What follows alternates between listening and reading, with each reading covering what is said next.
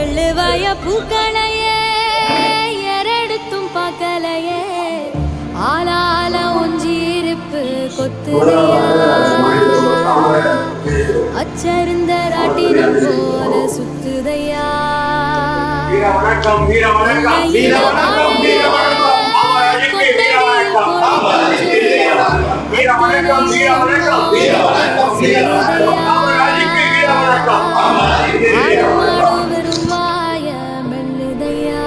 நம்மளோட எல்லாரோடையும் மிக நெருங்கி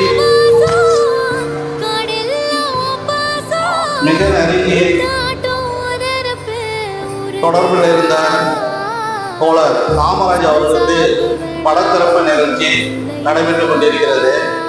அதற்கு முன்னதாக இன்று ஜனவரி 25 மொழிப்போருக்காக உயிர் நீத்த தோழர்களுக்கு ஒரு நிமிடம் மௌன அஞ்சலி செலுத்தும் நிகழ்ச்சி.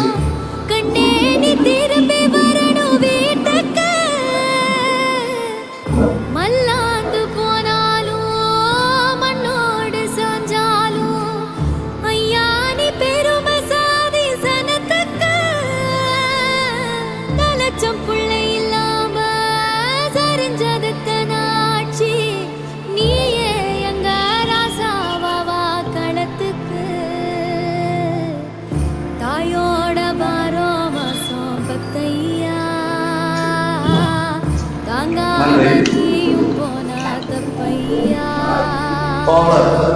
காமராஜ் படத்திறப்பு நிகழ்வில் காமராஜர் பற்றி மிக நீண்ட நாளாக தொடர்பில் இருந்தவர்களில் ஒருவருமான தோழர் பாலு அவர்கள் பேசுமாறு கேட்டுக்கொண்டிருக்கிறோம்.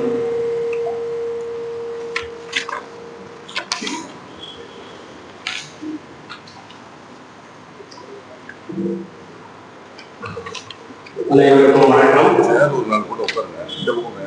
வீர வணக்கம், வீர வணக்கம், வீர வணக்கம், வீர வணக்கம். தோழர் காமராஜருக்கு வீர வணக்கம், வீர வணக்கம், வீர வணக்கம். நொடிப்போர் தியாகிகளுக்கு வீர வணக்கம். அன்பார்ந்த நண்பர்களே, காமராஜர் அவர்களின் குடும்பத்தார்களே, உறவினர்களே, உங்கள் அனைவருக்கும் நான் சார்ந்த திராவிட விடுதலை கழகத்தின் சார்பாக என்னுடைய நன்றியை தெரிவித்துக் கொண்டு, தோழர் காமராஜ் அவர்கள் நாங்கள் எல்லாம் 1995-96 வாக்கிலே நண்பர்களாக இணைந்தோம். நான் அப்பொழுது திராவிட சித்தாந்தத்தை, பெரியாரிய கொள்கைகளை தேடி அதனோடு பிரயாணம் செய்து கொண்டிருந்த பொழுது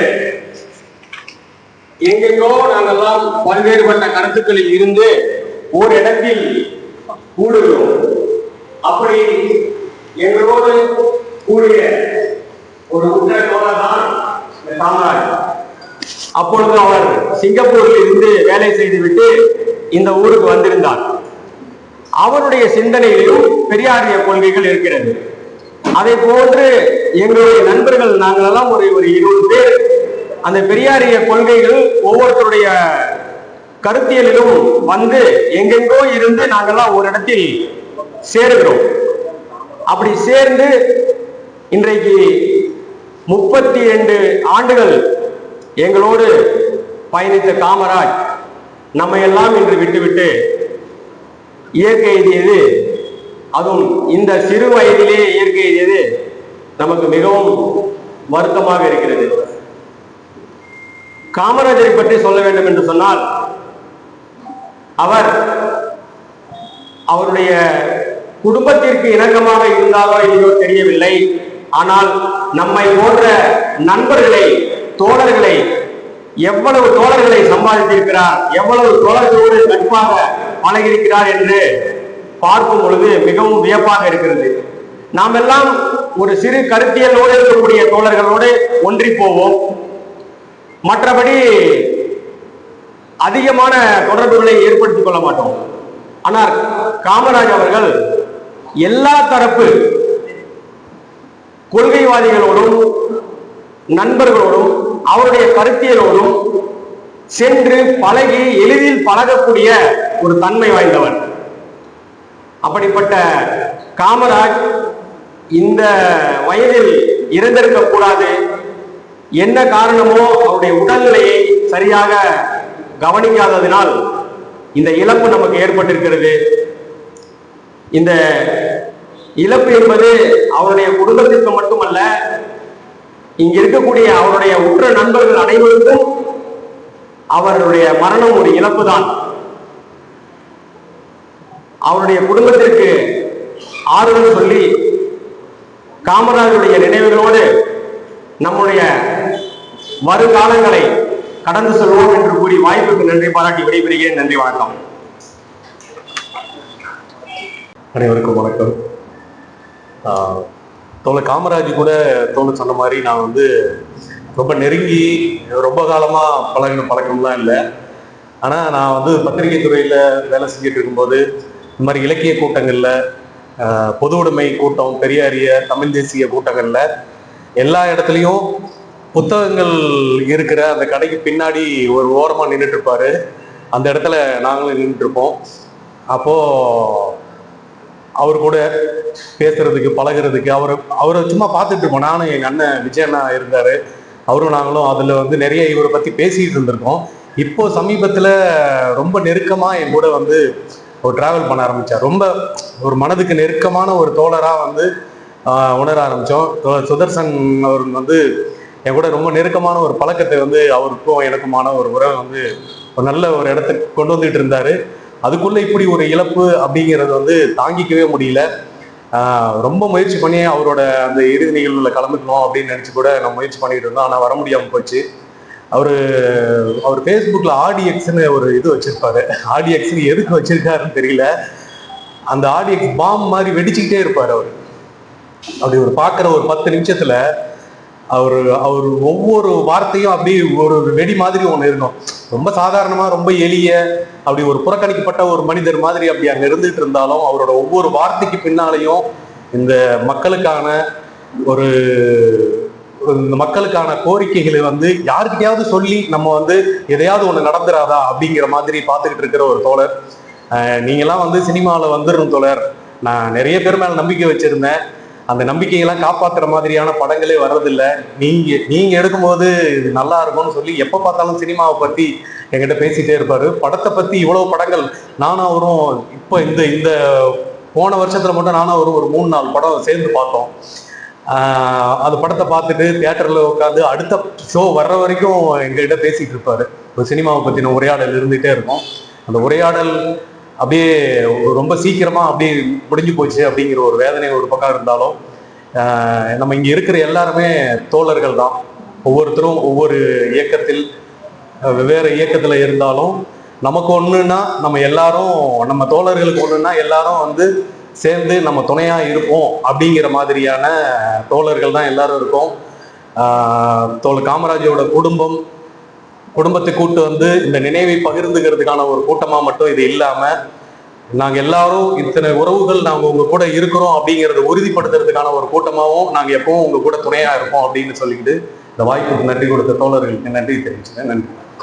இங்கு வந்திருக்கும் அனைத்து நண்பர்கள் தோழர்களுக்கும் காலையோட வணக்கம். இந்த நிகழ்வு விஷயமா நான் ஃபேஸ்புக்ல பார்த்துட்டு 2 பேர்கிட்ட பேசினேன். ஒருத்தர் நான் பார்த்ததே கிடையாது, அவர் ஏவி திராவிடர் கழகம், இன்னொன்று நம்ம ஜெகதீஸ்வரன் தம்பி. 2 பேரும் நிகழ்வுக்கு வரணும்னு சொல்லி நான் வாலண்டியர்னா கேட்டோன்னா அப்புறம் அன்புக்கரசு இன்னைக்கு அதை நிறைவேற்ற வகையில் நான் கூட்டிகிட்டு வந்துட்டாரு. எனக்கும் அவருக்கும் காமராஜுக்கும் எனக்கும் ஒரு 25 காலம் இருக்குங்க. 2000 நானும் அவரும் பழகிட்டு இருக்கிறோம். பெரும்பாலும் என்ன அவர் கூட பார்த்துருக்கிறது ரொம்ப கம்மி. நிறைய நிகழ்வுகள்லாம் அவர் என்னை சந்திச்சிருக்கிறது. அவரோட பயணங்கள்ல வந்திருக்கோம். இந்த போலீஸ் ஸ்டேஷன் போனீங்கன்னா ஒரு வேர்டு எழுதி வச்சிருப்பாங்க, பழக இனிமை பணியில் நேர்மைன்னு சொல்லுவாங்க. அது மாதிரி நண்பர்கள் அனைவருக்கும் அந்த சித்தாந்தப்படி தான் அவர் நடந்துட்டாரு, பேசினாரு. எல்லா ஐடியாலஜிஸ்டோடையுமே வந்து கருத்தியல் உள்ளவங்களோடையுமே அவர் ரொம்ப எளிமையாக பழகக்கூடியவர், ஒரு ஆக்சிஸான மனிதர். இன்னைக்கு மொழிப்போர் தியாகிகள் தினத்தன்று நாம் அவரை நினைவு கூறதுல மிக்க மகிழ்ச்சி. என்னென்ன எல்லாரும் பேசணுமோ எல்லாம் முன்னாடியே பேசிட்டாங்க. நாம் ஒன்றும் புதுசாக காமராஜ் பற்றி சொல்கிறதுக்கு இல்லை. அவரோட பழகி ஒரு இனிமையான நாட்டில் மனதில் சுமந்து கொண்டு நம்ம இங்கே வந்திருக்கிறவங்க அனைவரும் வந்து அவங்கவுங்களால முடிஞ்ச உதவிகளை ஒரு குடும்பத்துக்கு செய்வோம்னு சொல்லி ஒரு உறுதி எடுத்து வீட்டுக்கு செல்வோம். நன்றி. விதைத்தவன் உறங்கினாலும் விதைகள் உறங்காது, படைத்தவன் உறங்கினாலும் படைப்புகள் உறங்காது, எழுதியவன் உறங்கினாலும் எழுத்துக்கள் உறங்கியாது, வரைந்தவன் உறங்கினாலும் வரைந்த ஓவியம் மறையாது என்று சொல்வார்கள். காமராஜ் மறைந்தாலும் காமராஜோட உணர்வு இந்த அரங்கத்தில் இன்னும் இருந்து கொண்டுதான் இருக்கிறது என்று நான் நினைக்கின்றேன். கண்டிப்பாக காமராஜ் ஆன்மா என்று ஒன்று இருக்கும் பொழுது நிச்சயமாக இத்தனை தோழர்கள் எனக்காக வந்திருக்கார் என்று அவருடைய ஆன்மா, நான் கொஞ்சம் நம்புகின்ற ஆன்மீகமாக சொல்கின்றேன், நிச்சயம் அந்த ஆன்மா இந்த அரங்கத்திலே இருந்திருக்கும். அவங்க அம்மாவை பார்த்துருப்பாங்க, பெற்று பார்ப்பாங்க. பாப்பாலாம் ஜெயராம் கல்லூரியில் கவிதை படிச்சு இல்லையாம்மா? இதானே படித்தேன் நான். எங்கள் அமைப்பு சார்பாக உட்காருக்கண்ணே, எங்கள் அமைப்பு சார்பில் நிகழ்ச்சி நடக்கும் போதெல்லாம் பாப்பா விட மாட்டார். என் பொண்ணு கவிதை படிக்கணும் தோழர், எனக்கு ஒரு வாய்ப்பு கொடுப்பாங்க. அதனால தோழர் எழுதுங்க. அவர் ஒரு கோபக்கார குழந்தை, கொஞ்சம் முரட்டுத்தனமான குழந்தை, எல்லோர்த்தையும் சண்டை போடுவார். நான் சொல்லுவேன், ஏன் எல்லாத்தையும் சண்டை போடுறீங்க தோழர்? கொஞ்சம் நீங்கள் யாரை ஆதரித்து, யாரை சிலாகிச்சு, யாரை பற்றி பெருமையாக பேசுகிறீங்களோ இறுதி அஞ்சலிக்கு ஒருத்தரும் வரலைங்க. தோழர்கள் மட்டும்தான் வந்திருக்கணும். இறுதி அஞ்சலிக்கு யாரும் வரல. அவர் யாருக்காக எழுதினாரோ, யாருக்காக போராடினாரோ, யாருக்காக குரல் கொடுத்தாரோ அவங்கெல்லாம் வரல. நான் உண்மையிலே தம்பி ஜெகதீஷ் பெரிய சல்யூட் வைக்கிறேன். இந்த உணர்வுபூர்வமான நிகழ்ச்சியை ஏற்பாடு பண்ணார்ல சேலத்துல, அவர் மிகப்பெரிய ஒரு வழக்கம் செலுத்தணும். யாருக்கும் இல்லாத உணர்வு வந்ததில்லை அவருக்கு. எனக்கு உடம்பு புல்லரிக்குது. நாளைக்கு நமக்கு ஒரு நிகழ்ச்சினா கூட தோழர் முன்னெடுப்பா இருக்கும் நம்பிக்கை இருக்கு. இங்க இருக்கிற அத்தனை தோழர்களுக்கும் ஏதாவது ஒரு சங்கடம்னா, ஒரு சம்பவம்னா, நம்ம தோழர்கள் சேலத்துல இத்தனை பேருக்கு நம்பிக்கையின் நிகழ்ச்சி கொடுத்துருக்கிறார். காமராஜ் நம்பிக்கை நமக்கு கொடுத்துருக்கிறார். உலகத்தின் ஆகச்சிறந்த சொல் செயல்மாங்க காமராஜ் செயல். புத்தக கண்காட்சி போட்டார்னா என்னை விசுவை விட மாட்டார். நான் வந்து திண்டுக்கல்ல இருந்து பயணம் பண்ணிட்டு வந்தாலும் விட மாட்டார். என்னை அவரு போன புத்தக கண்காட்சியில ஒரு புத்தகம் தோழர் நீங்க வாங்க வந்தே ஆகணும், புத்தக கண்காட்சி வாசல்ல வச்சு 2 புத்தகம் நீங்க தான் வாங்கி ஆகணும். நான் இருக்கா வாசல்ல நின்று போவோம். நான் உண்டி கொடுப்போம், உணவு கொடுக்க போனா அந்த டிவி சுட்டி தான் வச்சிருப்பார். இன்ஜினியர் சிவாவும் அவர் அந்த டிவி சுட்டியில் தான் வருவாங்க.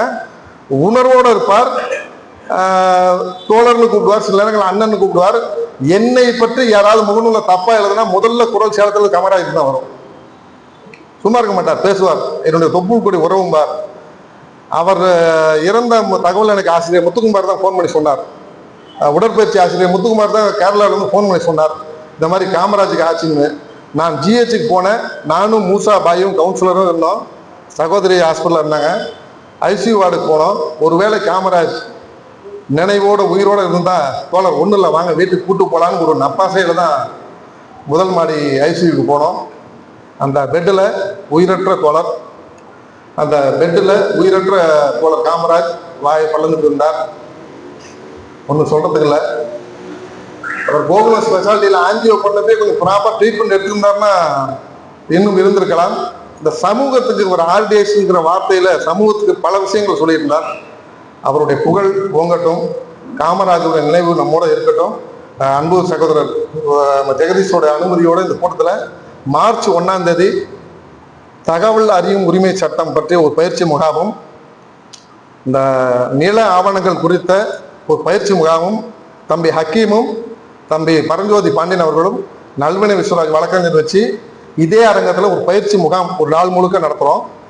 அந்த பயிற்சி முகாமுக்கு ஒரு கட்டணமும் வைக்கிறோம்.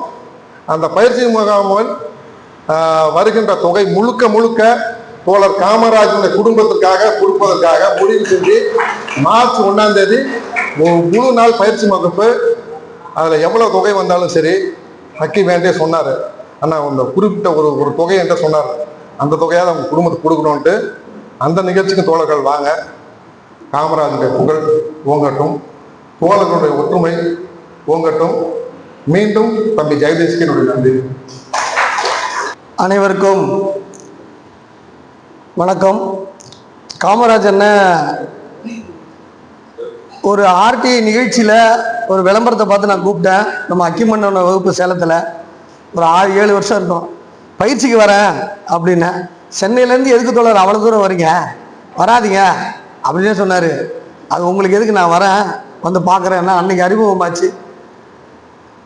அடுத்தடுத்து பேசுவார். அதாவது நேரத்தை வீணடிக்க மாட்டார் பேசுகிறேன்ட்டு. உருப்படியான தகவல்கள் புத்தகத்திலேருந்து எனக்கு என்ன வேணுமோ புத்தகங்கள்லேருந்து தகவல்கள் எடுத்து, இது பாருங்க தோழர், உங்களுக்கு ரெஃபரன்ஸுக்கு பயன்படுமா, இந்த புத்தகம் என் வீட்டில் இருக்குது, இதை நீங்கள் எனக்கு கொஞ்சம் பாருங்க அப்படின்னு சொல்லி கொஞ்சம் கொஞ்சமாக நம்மளை கவுத்தார்.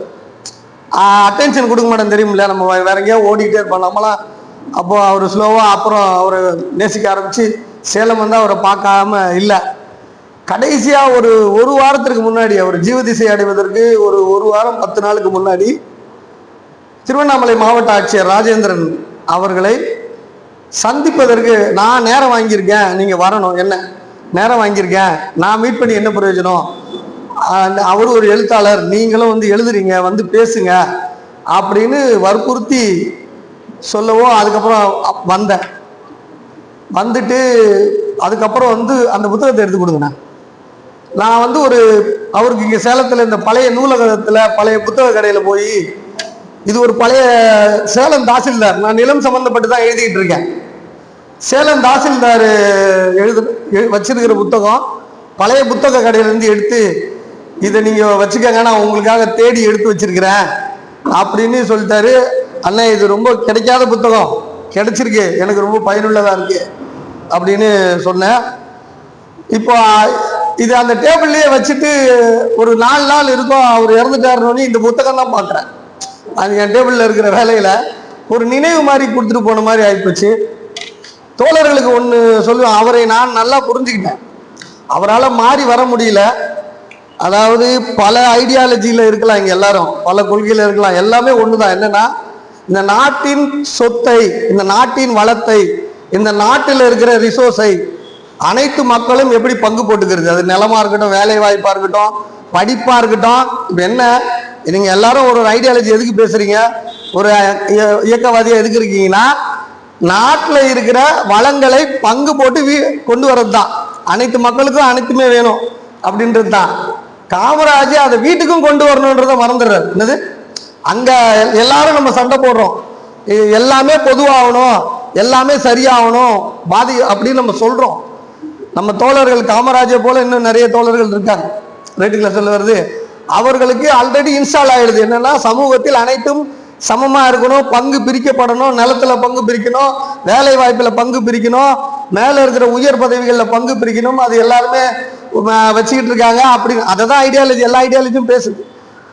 அதுல நடக்கிற போட்டி தான் இங்க எல்லா ஐடியாலஜியுமே. ஐடியாலஜின்னு ஒன்றும் கிடையாது, வளங்களை பிரிப்பதற்காக ஐடியாலஜி. அந்த ஐடியாலஜியில் ஒருத்தர் ஒரு பக்கம் வேலை செய்கிறோம். அந்த வளங்கள் ஒரு பக்கம் வந்துட்டாலும் அது அவங்க வீட்டுக்கு போய் சேர்றத அந்தந்த ஆட்கள் தான் போய் பார்க்கணும். அதை அவர் பார்க்கல. அது நான் அடிக்கடி சொல்லுவேன். இப்போ கடைசியாக உடல் நலிவுற்ற பொழுது, இனி எழுதுங்க, புத்தகமாக்குங்க, ஆசிரியர் ஆகுங்க, வாசிக்கிறீங்க, எழுதுறீங்க, பேசுறீங்க, அலைச்சலை குறைங்க, வீட்டோட இருக்க அப்படின்னு சொல்றேன். அது அவர் வந்து நினைச்சா தன்னை பாதுகாத்து கொண்டிருந்தால் இன்னும் ஒரு 25 ஆண்டுகள்லாம் ஒரு சாதாரணமா வாழக்கூடிய வயசு தான். இல்லை, அது வந்து இப்போ ஒரு புல்லட்லயோ இல்லை ஒரு வண்டியிலேயே நம்ம போறோம், அது சின்னதாக ஒரு இடத்துல பெண்ட் ஆகி போச்சு, சரி பண்ணிட்டோம், அந்த என்ஜினை சரி பண்ணிட்டோம் அப்படின்னா அந்த வண்டியை அடுத்து வேகமாக ஓட்டக்கூடாது, அப்படியே ஒரு மைலேஜ் கிடைக்கிற மாதிரி வண்டியை ஓட்டலாம். அதே போல வாகனம் தான் நம்முடைய உடலும். அப்போ அதை வந்து மறுபடியும் அதே போலயே பழக்கத்திலேயே அதை வச்சுட்டாரு. வெளியே வர முடியல, அதாவது அந்த பழக்கத்திலிருந்து வெளியே வர முடியல அவரால். அதே போலதான் நிறைய காமராஜர்கள் இங்கே அமர்ந்திருப்பீங்க. அதனால வந்து ஒன்று சொல்லிக்கிறேன், சமுதாயத்தில் பங்கு போடுறதுக்கு நிச்சயமா போராடுங்க. நீங்க போராடலை, வேலை செய்யலைன்னா இங்கே யாருக்குமே எதுவுமே கிடைக்காது. இப்போ இன்னைக்கு காமராஜை பற்றி பேசுறோம்னா அவர் அந்த வேலை பார்த்தனால தான் நம்ம பேசுறோம். இன்னைக்கு வாவு சிதம்பரனார்னு பேசுறோம். எதுக்கு பேசுறோம்? தியாகம் பண்ணனால தான் அவர் பேசுறோம். பெரிய பெரிய கோடீஸ்வரெல்லாம் சேலத்தில் இருந்திருக்காங்க, அவங்க பேர்லாம் எங்க வைக்க மாட்டோம். ஆனால் வீட்டுக்கு வருதா, வீட்டுக்கு குறைந்த அளவுக்கு அது வீட்டுக்கு வருதான்னு பாருங்க அப்படின்னு நான் சொல்ல வரேன். அதாவது ஒவ்வொரு செங்கல் தான் குடும்பம், அப்புறம் தான் சுவர். அதனால பார்த்துக்குங்க. காமராஜை பார்க்கும்பொழுது அதுதான் எனக்கு தோணுது. காமராஜை போல் நாம் இருப்போம். பங்கு வந்து சமுதாயத்தில் பங்கு போடுவது மட்டும் இல்லாமல் அதனை வீட்டிற்கும் கொண்டு வரதுக்கான வேலையை நம்ம செய்வோம். நாம் அக்கிமன்னனோடு சேர்ந்து நிலம் சம்பந்தப்பட்ட பயிற்சி முகாம் இங்கே நடத்த போகிறேன். அது இல்லாமல் மதுரையில் ஏற்கனவே அறிவிப்பு வெளியிட்டாச்சு. என்னுடைய முகநூல் பக்கங்கள்லேயோ மதுரையில் நான் நடத்துகின்ற கட்டண பயிற்சி வகுப்பு, அது வந்து ஒரு 50 பேர் வரைக்கும் சேருவாங்க. அது வந்து 12,000 ரூபா கட்டணம். அதில் நான் ஒரு டிக்கெட்டில், அந்த டிக்கெட்டில் ஒரு 1000 ரூபாய் RTI ஆர்வலர் காமராஜ் அவர்களுக்கு அப்படின்னு சொல்லியே விளம்பரம் போயிட்டு இருக்கு. ஆக நிச்சயமாக அந்த குடும்பத்திற்கு தொடர்ந்து எங்களுடைய அர்ப்பணிப்பை முடிஞ்ச அளவுக்கு செய்கிறோம். நிச்சயமாக உறுதுணையாக அவங்களுக்கு நம்ம இருக்கோம். அந்த சகோதரிகள்லாம் ஒரு வாட்டி என்னை வீட்டுக்கு கூட்டு போய் காட்டியிருக்கிறாரு. அவருடைய நூலகங்களை காட்டியிருக்காரு. மாடியில் கூட்டு போய் புத்தகங்கள்லாம் காட்டினாரு. அதனால வந்து உணர்ச்சி பூர்வமாக அந்த குடும்பத்தாரோடு நாங்கள் காமராஜர் குடும்பத்தோடு நாங்கள் சேலத்தில் இருக்கிறோம்னு சொல்லி அனைவருக்கும் நன்றியை தெரிவித்துக் கொண்டு விடைபெறுகிறேன். தோழர்கள் அனைவருக்கும் பணிவான வணக்கம். உண்மையிலே ரொம்ப வருத்தப்படுறேன்.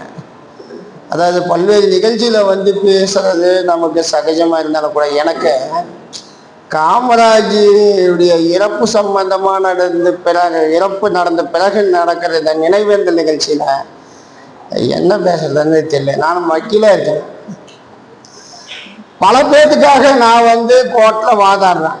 இவர் நல்லவர், விட்டுருங்க, எந்த பிரச்சனையும் பண்ணக்கூடாதுன்னு நான் வந்து பல பேருக்காக கோர்ட்டில் வாதாடுறேன். ஆனால் எனக்காக போலீஸ் கிட்ட சண்டை போட்டவர் காமராஜ். ஒரு பேனர் ஒன்று வச்சிருந்தேன், ஒரு ஆர்ப்பாட்ட பேனர். அது எடுக்க சொல்லிட்டு போலீஸ் சொல்லுது. நான் கூட சும்மா இருக்கிறேன், இங்க சும்மா இருக்க தோழர் அப்படின்னு சொல்லிட்டு அந்த SI கிட்ட இவர் தகராறு பண்றாரு. எப்படி நீ பிரதாபன் சார் எடுக்க சொல்லலாம்? யார் நீ? உனக்கு யார் அந்த அதிகாரம் கொடுத்தது அப்படின்னு எனக்காக அவ்வளோ சண்டை போடுறாரு போலீஸ்கிட்ட.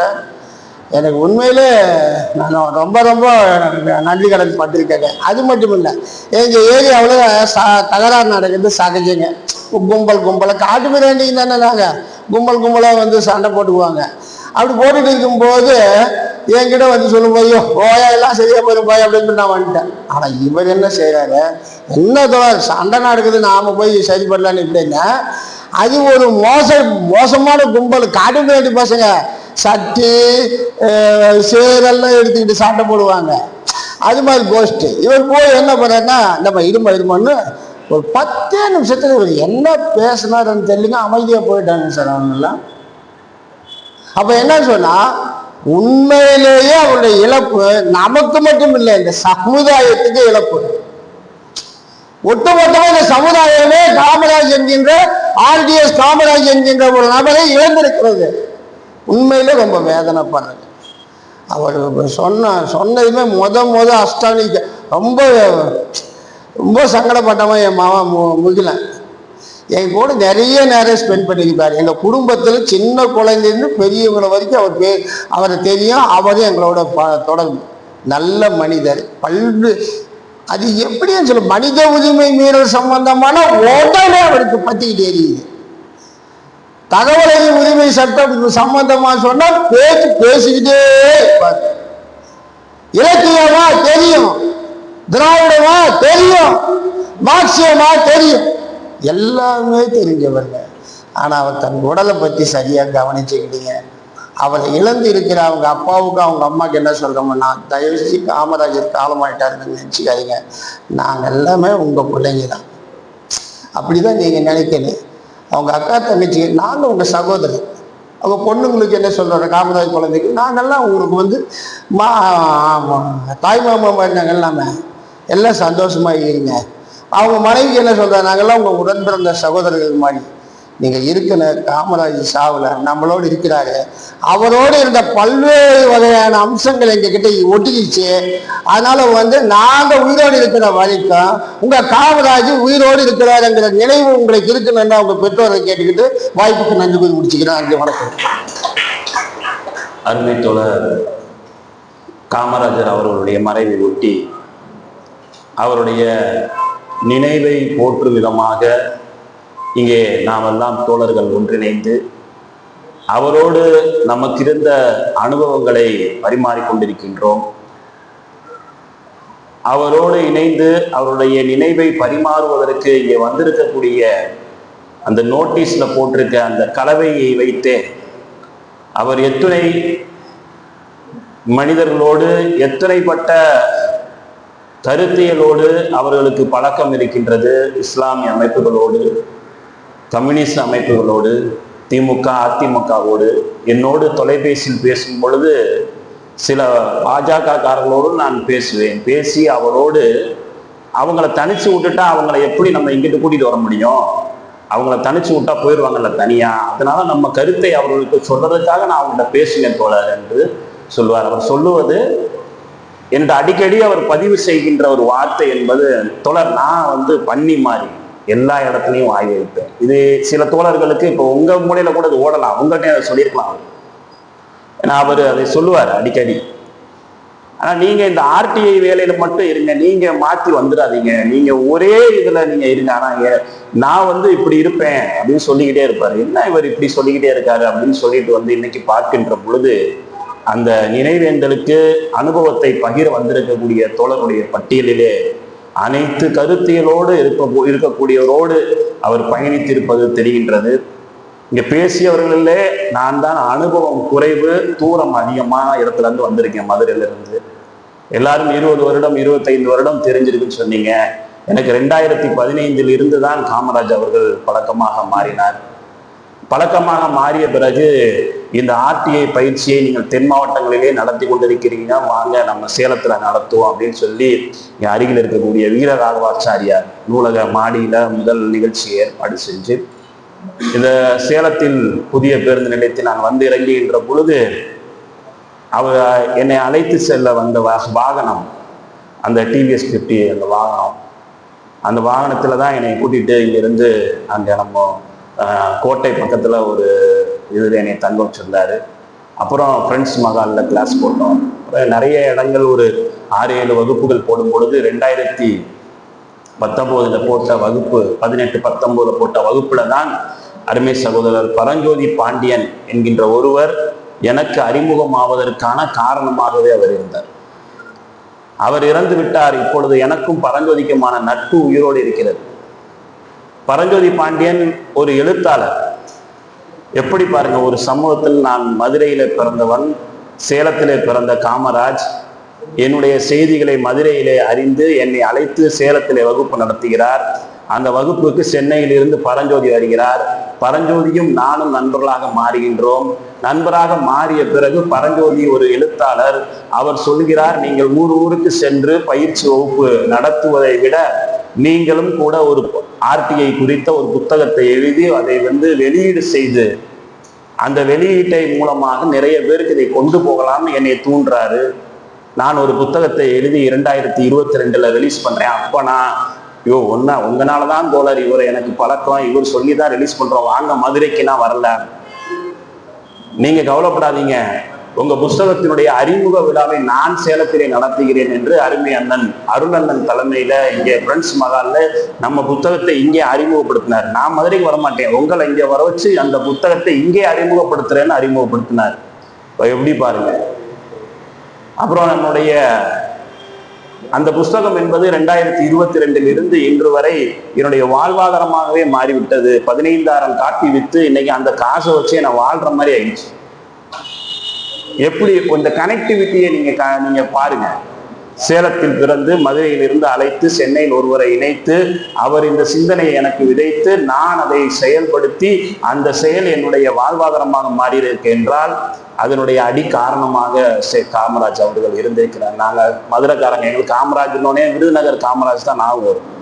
எல்லாருக்கும் விருதுநகர் காமராஜ் தான் நான் ஒரு முன்னாள் முதல்வர். எனக்கு மட்டும் காமராஜ்னா எங்க தோழர் ஞாபகம் தான் எனக்கு ஒரு அங்கடே சொல்லுவேன் நான். இறுதியாக எங்களோடு வட இந்திய சுற்றுப்பயணத்துல அவர் கலந்துகிட்டாரு. கடந்த அக்டோபர் மாதம் மதுரையிலிருந்து கிளம்பினாரு. ஆகஸ்ட் மாதம் அதே மதுரையிலே நம்முடைய ஆர்டிஐ மாநாட்டுக்கு நான் வெளியூர்களுக்கு வந்ததே இல்லை, உங்களால தாங்க மதுரைக்கு. இத்தனைக்கும் நான் மதுரை பூர்வீகமான ஆளுங்க. சிவகங்கை மாவட்டத்துல திருப்பத்தூர் பக்கத்துல அவங்க பூர்வீகமான ஊரு. அங்கேதான் அவருடைய உறவினர்கள் எல்லாம் இருக்காங்க. நாங்க மதுரை பூர்வீகமான ஆளுங்க. ஆனா நான் வர்றதே இல்லை, உங்களாலதாங்க மதுரைக்கே வரேன்னு சொல்லிட்டு ஆகஸ்ட் 10 மதுரையில நடந்த நம்முடைய ஆர்டிஐ மாநாட்டிற்கு 2 நாள் முன்னரே வந்து எல்லா பணிகளையும் தோளோடு தோல் போட்டு செஞ்சுக்கிட்டு இருந்தார். ஓடுவார். நான் அவர் எப்படி வேலை செய்வார்னு உங்களை சொல்ல தேவையில்லை. உண்மையான ஆர்மியை நடத்துவாரு. ஆர்டிஐ கிளாஸ் நடந்துகிட்டே இருக்கும்போது கீழே டீ போட்டு டீயை மேல தூக்கிட்டு வருவார். அவங்க அப்பா கடை பக்கத்துல புளியோதரையை செஞ்சு எல்லாருக்கும் புளியோதரை கொடுப்பாரு. அவரு எப்படி ஆர்கனைஸ் பண்றாரு, ஒரு மனிதர் தான் நடத்துவாரு. 150 பேர் வருவாங்க அந்த நிகழ்ச்சிக்கு. 150 பேர் டீ கொடுப்பாரு. பிள்ளைகளையெல்லாம் தமிழ்ல பிள்ளைங்களையெல்லாம் நல்லா பேச பயிற்சி கொடுத்திருந்தார். இங்க நம்மளுடைய இதுல ஒரு பேச்சு, பாப்பாவுடைய பேச்சு, நம்முடைய சிஏ எதிர்ப்பு போராட்டம் நடந்தது 2020. பாப்பா பேசின ஒரு பேச்செல்லாம் ரொம்ப வைரலா இருந்தது. அதற்கெல்லாம் அடிப்படையாக இருந்தவர் நம்முடைய காமராஜ் அவர்கள். இன்னைக்கு எனக்கு கல்யாண நாளும் கூட, இன்னைக்கு எனக்கு திருமண நாள் 17 வருஷம் ஆச்சு எனக்கு கல்யாணம் ஆகி. எனக்கும் என் பொண்டாட்டிக்கும் சண்டை வராத நாளே இல்லை. அதற்கு அடுத்து என் மனைவிக்கு அடுத்து அதிக சண்டையிட்ட நபர் காமராஜ் தான். எல்லாமே செல்லை சண்டை தான். ஏதாவது ஒரு சண்டை என்னோடு அவர் போடுவாரு. நீங்க இதை செய்யணும் பாரு, இல்ல அது சரியா வராதுன்னு, இதை இப்படி செய்யுங்க அப்படின்பாரு. அவரோடு உள்ள அந்த அனுபவம் என்பது எவ்வளவு நேரம் வேணாலும் சொல்ல முடியும். அந்த வண்டியோடு என்னை சுத்தி கூட்டிட்டு போனது எங்களுக்கு ரொம்ப ஸ்பெஷல் பிளேஸே பின்னாடி அந்த லட்சுமி காபி பார் புது பஸ் ஸ்டாண்டுக்கு எவுத்தாப்புல இருக்கு. நாங்கள் ஒரு 15-20 முறையாவது என்னை மதுரைக்கு வழி அனுப்பும் பொழுது அந்த இடத்துல தான் பேசுவார். எப்படி பேசுவார்னா, ஒரு காஃபி குடிச்சிட்டு போவோம் தோழர்பாரு. காஃபி வாங்குவோம், குடிப்போம், பேசிக்கிட்டே இருப்போம். நான் வெள்ளனே போகணுங்கன்பேன். ஏங்க நீங்கள் இப்படி போகிறத விட நீங்கள் ஒரு 12-1 மணிக்கு கிளம்புனீங்கன்னா வெள்ளனே வெளியே போய் மதுரை போகலாம்ல அப்படின்பாரு. மறுபடியும் இன்னொரு காஃபி வாங்குவோம், மறுபடியும் குடிப்போம், பேசிக்கிட்டே இருப்பாரு. அதுக்கப்புறம் ஒரு ஆர்டிஐ சம்பந்தமான ஒரு டீம் இங்க ஃபாலோ ஆயிட்டாங்க. இங்க ஒரு 15 பேர் ஆர்டிஐ டீம்ல இருந்து வருவாங்க. பரவாயில்லைங்க, எங்கேயோ உட்காந்து இங்கே ஒரு கட்டமைப்பை ஏற்படுத்திட்டீங்க. இவரெல்லாம் இப்ப எனக்கு நீங்க சேலத்துக்காரங்கள நீங்க எனக்கு நண்பர்களாக மாற்றி வச்சிட்டீங்க அப்படின்னாரு. இறுதியாக 2025 அக்டோபர்ல நடந்த அந்த வட இந்திய பயணத்துல என்னோட பெரிய சண்டை போட்டுட்டாரு. ராஜஸ்தான்ல பியாவர்ல ஒரு ஃபைட் பண்ணிட்டாரு. என்ன பண்றாருன்னா, ஏங்க இந்த ஸ்டைல்ல போகணும், அந்த கோட்டைகள்லாம் பார்க்கணும்ட்டாரு. ஏங்க வேற மாதிரி டிக்கெட் போட்டிருக்கு, இப்ப எப்படி நம்ம இதை டைவெர்ட் பண்ண முடியுமா இங்க வச்சுனோடனே? இல்ல நான் அங்க தனியா போய்க்கிற மாதிரி சொல்லிட்டாரு. நீங்க அப்படின்னா போகக்கூடாது, நீங்க எங்க கூட தான் வரணும், நீங்க எங்க கூட வந்துட்டா எங்க கூட தான், நீங்க தான் பொறுப்பு உங்களுக்கு நாங்க அப்படின்ட்டு. இல்ல எனக்கு உடம்பு இல்லை, நான் மதுரைக்கு நான் சேலம் போறேன் அப்படின்ட்டு.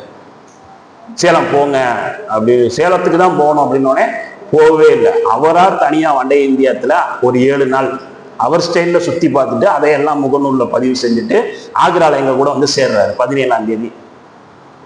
ஏங்க 5 நாள் உங்க இஷ்டத்துக்கு சுத்திட்டீங்கல்ல, இனிமே என்கிட்ட பேசாதீங்க அப்படின்னு ஒரு செல்ல சண்டை ஆக்ரா நகரத்துல நான் போட்டேன். அதோட அவர்கிட்ட பேசவில்லை நான். அவர் இறந்துருவாருன்னு நான் அன்னைக்கு கூட தெரியல. அப்புறம் நம்ம பழஞ்சோதி கூட சொன்னாரு, என்னன்னே இப்படி விட்டுட்டீங்க? ஏங்க இப்போ ஒரு ஆர்டிஐ கிளாஸ்னா ஓடி வந்துருவாருங்க, இப்போ நீங்க வரணும்னு சொல்லி அவர் கூப்பிடுவாருங்க அப்படின்னு சொன்னேன். ஆனா அவர் இறந்துட்டாரு. அவர் ஆக்ரால அவரோட பேசி அதோட அவர் கிளம்புனதோட அந்த நினைவு அப்படி நின்றுச்சு. ஒரு காமராஜை பற்றி எவ்வளவு நேரம் பேச சொன்னாலும் பேசலாம். அவரை சம்பாதித்த சொத்துகள் நீங்கள் எல்லோரும் சேர்ந்து தொடர்ந்து அவருடைய குடும்பத்திற்கு நீங்க நம்ம தான் என்பதை கொஞ்சம் மனதில் வைத்துக் கொள்ளணும். பிள்ளைங்க எல்லாம் கொஞ்சம் வயசு பிள்ளைங்க, அவர்களுக்கு திருமணத்தின் போதெல்லாம் நாமெல்லாம் உதவி செய்யணும் அவசியம். யாரும் அதெல்லாம் இது பண்ணிடாதீங்க, விட்டு கொடுத்துடாதீங்க. நம்ம பிள்ளைங்க அது. ஏன்னா காமராஜ் அப்படித்தான் இருந்தார். அவரு உலகத்துக்கானவரா இருந்தாரு, வீட்டுக்கானவரா இல்லை. அது நிறைய தடவை என்னட்டவே சொல்லிக்கிட்டே இருப்பார். அது என்கிட்டே அதை சொல்லுவாரு, நீங்க பரவாயில்ல, உலகத்துக்காகவும் இருக்கீங்க வீட்டுக்காகவும் இருக்கீங்கன்னு என்னைய அடிக்கடி சொல்லிக்கிடுவாரு. அதெல்லாம் அப்படி இருக்கணும்னு என்னட்டே சொல்லுவாரு.